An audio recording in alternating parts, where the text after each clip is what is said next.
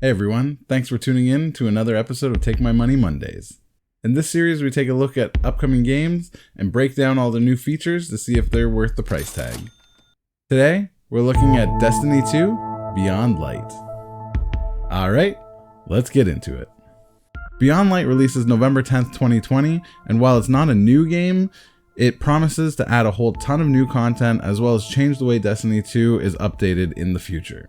While there are different editions that you can buy, the price is going to range between $40 to about $80, depending where you are. In Canada here, we're looking at $43 for the standard edition, $63 for the season edition, and $85 for the deluxe edition.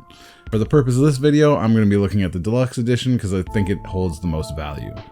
The deluxe edition for $85 includes the Beyond Light expansion, a full year of seasonal content, so that's 4 different seasons, a freeze tag exotic emote, no time to explain exotic weapon with the catalyst, another sky exotic sparrow, and a no time to explain ornament. Alright, let's break down all the new features to see if it's really worth that $85 price tag. This is the first of 3 large expansions planned going through 2022. We don't know much about the other ones yet, but we know that it's going to be Beyond Light, the Witch Queen in 2021, and then Lightfall in 2022. So we already know that there's going to be a ton more content to come in the future, and yes, well, you'll have to pay for those other seasons and new content. It's good to know that the time you invest now, you're going to be able to continue playing this game years and years later. Next thing I want to talk about is the new enhancements coming to the game, as well as the fact that it's launching on new consoles the same day. So this is going to be the first expansion that's going to hit on the new consoles. Xbox Series X launches on November 10th, the same day as Destiny 2 Beyond Light, and it'll be coming on PS5 a couple days after. This is going to bring with it a whole bunch of enhancements and upgrades. Not only is it bringing 4K 60 FPS to consoles and a field of view slider, but they're also bringing back a big Destiny 1 area, the Cosmodrome, with strikes and the Vault of Glass raid coming back eventually. They are removing some content as well, so they're getting rid of 4 planets, Mars, Mercury, Titan, and Io. But this is also then going to reduce the install size by about 30 to 40%, so it should be about 59 to 71 gigs instead of over 100 right now. This also means they're going to be redoing how updates work on the game, which means they should be able to get updates out faster, and it should take less time to install. Alright, so with the new expansion comes a lot of new features. The first big new feature is an entirely new subclass, Stasis Powers. Wielding the darkness with stasis looks to be awesome. You're basically getting ice powers where you can freeze enemies and then shatter them. Each class has its own subclass, so the Warlock is getting Shadebinder. Its super is called Winter's Wrath.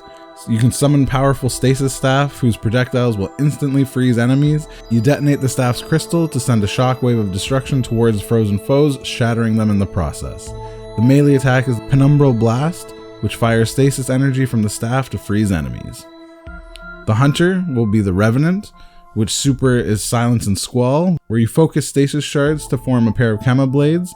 You throw the first blade to freeze, the second blade then detonates on impact and creates a stasis storm that hunts down other enemies. The melee attack is the Withering Blade, where you hurl sharp-edged shurikens into the fray. This bounces off of multiple foes, damaging and slowing them.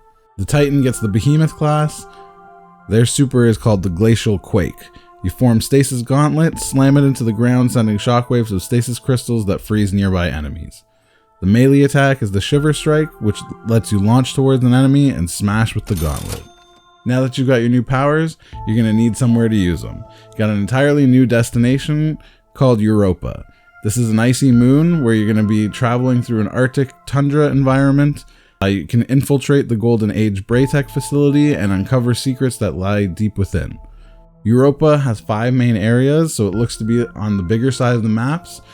Looks like there's going to be a lot of underground area as well, so it's going to probably be a really big map and a fun place to explore. Alright, we got new powers, we got a new destination, now we need some new enemies.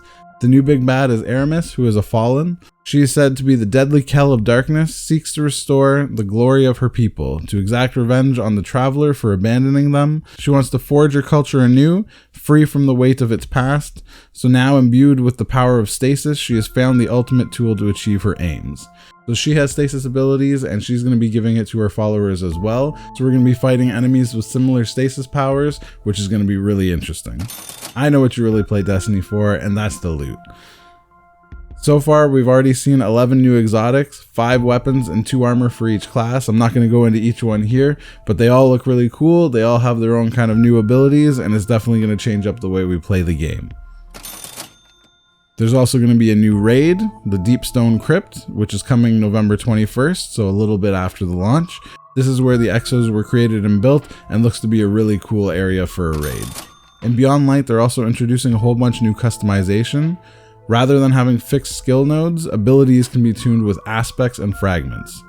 Aspects are going to be unique to each class, and they add a unique effect to your stasis powers. Once you find them, you can actually equip 2 aspects at once. Fragments, on the other hand, are universal and can equip them to any class. These are going to give builds a lot more customization, so you can play how you want and set up your own playstyle. Last on my list is co-op gameplay. As much as there is to do in Destiny, the one thing that I've always enjoyed is playing it and exploring it with my friends. And with this expansion, that's something we're going to be able to continue to do for a long time. And to me, that is priceless. Well, there we have it. With everything that I've mentioned, it looks like Beyond Light will definitely be worth the price tag. And it'll be something that I'll be diving into November 10th when it comes out. Thanks for watching. If you enjoyed the video, please consider liking and subscribing so you won't miss any of my future videos. That's all for now. As always, happy gaming.